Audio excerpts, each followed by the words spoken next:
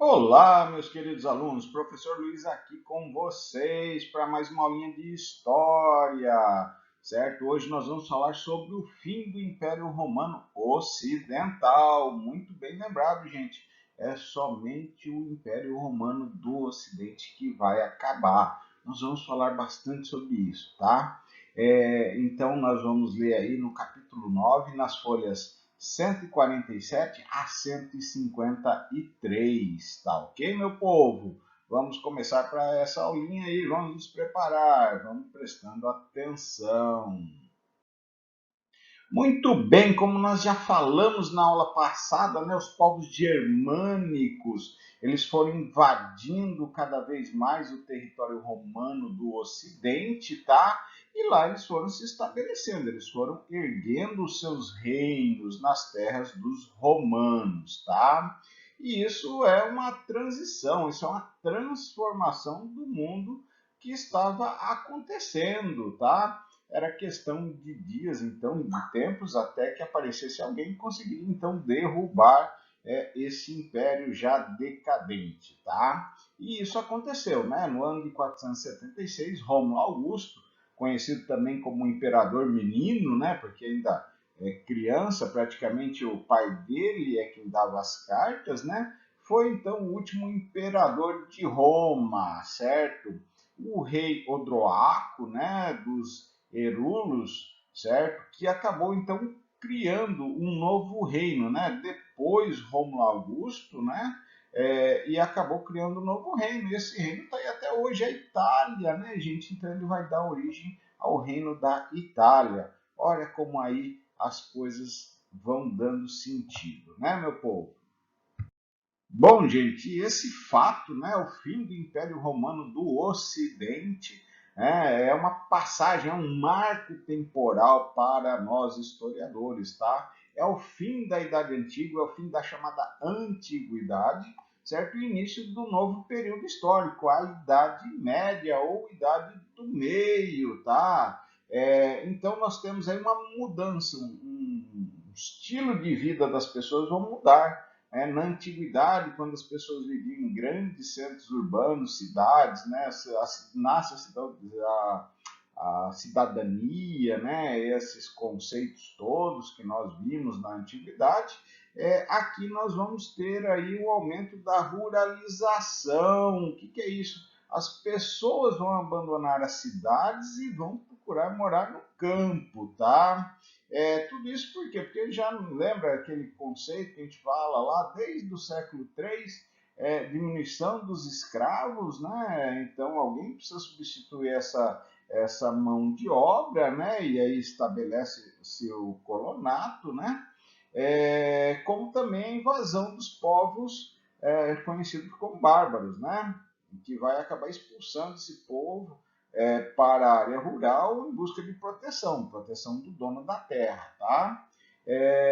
Vai então haver um fortalecimento desses chamados reinos bárbaros do Ocidente, enquanto que, e isso é importante, é o que nós vamos praticamente falar a aula inteira, no Oriente, né, desculpa, o Império Romano continua e cada vez mais forte. Só vai acontecer o seguinte, ele vai mudar de nome, tá? Ele vai ter um novo nome. Esse Império Romano do Oriente, ele vai se transformar no chamado Império Bizantino, tá, gente? É um império muito, muito próspero. Pois bem, nós vimos aí que as crises do Império, né, no final do período imperial, né, a partir aí do século III, final do século IV, o Império Romano já atravessava por diversas crises, tá? E numa tentativa de salvar a situação, né, foi dividido então o Império em dois, tá? Uma capital, então, desse Império do Oriente foi transferido para a cidade de Bizâncio, era uma cidade grega que havia, né, já antiga, certo? Lá no ano de 330, o imperador Constantino coloca um novo nome nessa cidade, né, vai chamá-la de Nova Roma. Após a morte de Constantino, então vai receber aí uma homenagem, né? Vai se chamar Constantinopla. Hoje essa cidade existe, é uma cidade, é uma capital de um país, tá? é a capital da Turquia. O nome da cidade é Istambul, certo, gente? Lá tem um grande favorecimento geográfico, certo? É o lugar onde a Europa se encontra com a Ásia, né? São caminhos que se cruzam, né? Caminhos de comércio, certo? Fazendo com que a vida da cidade, das regiões, das cidades, né? Dessa região sejam mais dinâmicas, né? Geograficamente mantinham contato com os mercadores do Extremo Oriente, possuíam províncias muito ricas, tá? Esse Império Romano, então, do Oriente, ele vai durar bastante, quase 1000 anos, tá? Ainda. Vai chegar lá até o século XV, certo? Até 1553. E ele vai ficar conhecido como Império Bizantino por ter sido originado numa antiga cidade-estado grega, Bizâncio, tá, gente? É uma cidade já ali desde o século VII antes de Cristo, que ela foi fundada pelos gregos, quer dizer, é uma região já bem antiga. Destaque aqui para Justiniano, seu imperador, né, que colocou o império, formatou o Império Bizantino, certo? Em 527, Justiniano vai assumir o Império Bizantino, permanecendo por 38 anos à frente desse império, tá? Ele vai estabelecer um novo código de leis, o chamado Código Justiniano, que vai reformular praticamente todo o império, tá? Vai ampliar as fronteiras, certo? Seus exércitos vão derrotar diversas vezes os germanos, né? Os germânicos, os invasores germânicos do Ocidente, e ele tenta reativar, né, todo o território do Império Romano do Ocidente. A gente vai ver que não vai dar muito certo por causa de um outro povo que tem lá. Mas ele é um grande imperador, ele é um grande ícone, né, dos bizantinos, né? Justiniano, o nome dele. E aí, né, a maior riqueza, né, desse império é justamente sua localização geográfica, né, a aptidão para o comércio. Por quê? Porque lá é onde se passavam as principais rotas comerciais, certo? Do mundo, certo? Naquele período, o Império Bizantino levava grande prosperidade para as cidades do Império, né? Inclusive com a aceitação de sua moeda em diversos locais do planeta. Desde chineses, árabes, persas, indianos, né? Eles comercializavam nessa região, né, em Constantinopla, né? Forneciam perfume, seda, porcelana, especiarias. Também vinham produtos lá do Ocidente, né? Da Europa Ocidental, né? Como, por exemplo, trigo, peles, escravos, azeite, vinhos, isso também especiarias, tá, gente? Então, a troca comercial, isso gera riqueza, muita riqueza. É um império muito próspero. E justamente pela riqueza, então, pôde-se construir prédios imponentes, lindos palácios, templos religiosos. A capital do Império Bizantino está localizada no Estreito do Bósforo, né, entre a região entre dois mares, o Mar Egeu, né, que liga aí o Mar Mediterrâneo, e o Mar Negro, certo? A cidade resistiu a diversas invasões, tá? Principalmente por causa das suas muralhas. Olha aí a foto, nós temos muralhas dessa cidade até hoje, e dá para a gente ver como ela era muito bem protegida contra invasores. Por vezes pagavam-se também os invasores para ir embora, tá? Foi conquistada e dominada pelos turcos somente no ano de 1453. E é tão importante essa conquista, né, a queda de Constantinopla, né, que muda mais uma vez a história. Ela passa, né, do marco da Idade Média para a chamada Idade Moderna. Mas aí a gente vai chegar mais à frente, tá, gente? Bom, apesar de toda a riqueza, também havia muita desigualdade social, tá? Grande parte da população vivia pagando grandes impostos, né? Pesados impostos, tá? E tinham dificuldade de viver sim, tá? Isso vai gerando uma insatisfação. Até que no ano aí de 532, o hipódromo, que era no hipódromo onde se corre com os cavalos, né, gente? Era a principal atividade que se tinha na cidade, atividade que eu falo de lazer, né? A população ia lá para ver a corrida dos cavalos, né? O imperador, então, ele, mesmo o seu cavalo tendo perdido para o cavalo de nome Nica, né? Ele acabou dando a vitória para o seu cavalo, né? Ora, ele queria que o cavalo dele ganhasse de qualquer forma.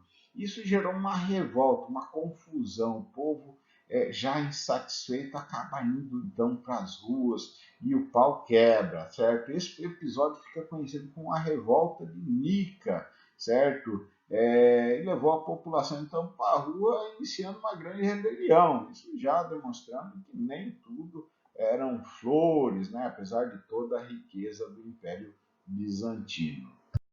Pois bem, e o maior trunfo, a maior força do imperador, sem dúvida nenhuma, está na cristandade. O cristianismo vai unir, ali são diversos povos, né? São povos de diversas origens, certo? Mas vai conseguir unir todos nesse ideal, né? No ideal da religião, tá? E isso vai fortalecer muito, muito o imperador, apesar do imperador não exercer a função de sacerdote, nada assim. Porém, ele de vez em quando interferia sim, tá? Ele era chamado de Basileu, aquele então que detém a autoridade suprema, certo? E exercia as funções principalmente de político, certo? Olha, ele que tinha que tratar com outros povos, e também de militar, ele que tinha que muitas vezes chefiar as incursões militares ou falar se deve ficar em paz ou não, certo, gente? Bom, gente, então devido à distância geográfica, né, entre Roma e Constantinopla, né, nós vamos ter aí praticamente duas igrejas, certo? Com autoridades distintas, certo? O Império Bizantino, a igreja conhecida como ortodoxa, lá vai ter o patriarca, certo? Enquanto que em Roma o papa, tá? E a interferência do imperador vai acabar gerando a chamado movimento iconoclasta, né, ou iconoclastia, certo? Que era o questionamento, né, na verdade derrubando à força certas imagens religiosas, queimando as imagens religiosas, destruindo as imagens religiosas, lá na Igreja Ortodoxa em Constantinopla.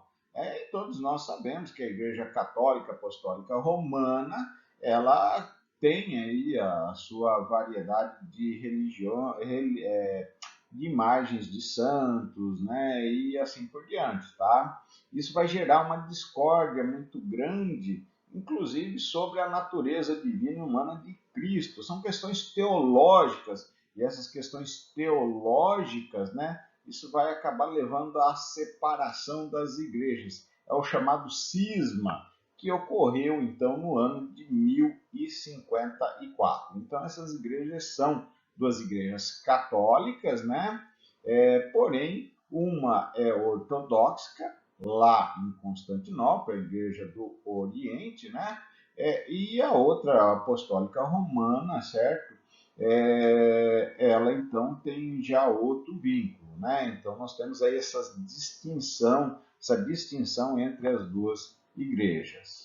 Pois bem, mas nada dura para sempre, né? Por um império, por maior que seja, né? Por mais bem estruturado, acaba sendo sucedido por um outro conquistador. Isso está aí, a gente vai ver muito em história, tá? E aí, quase 1000 anos depois, então, no ano de 1453, certo? O que parecia improvável aconteceu. Os turcos conseguem invadir Constantinopla e derrubar o Império Bizantino. Na verdade, eles trazem uma nova tecnologia, os canhões que vão destruir literalmente aquelas paredes, né, aqueles muros fortificados, tá? Mas isso daí é uma outra história e é um marco importantíssimo para nós historiadores. Por quê? Porque aqui é uma mudança, né? Quando cai, então, o fim do Império Bizantino, né? Quando cai a cidade de Constantinopla, certo? Nós vamos mudar mais uma vez o marco histórico, né? Nós passamos da Idade Média para a Idade Moderna, certo?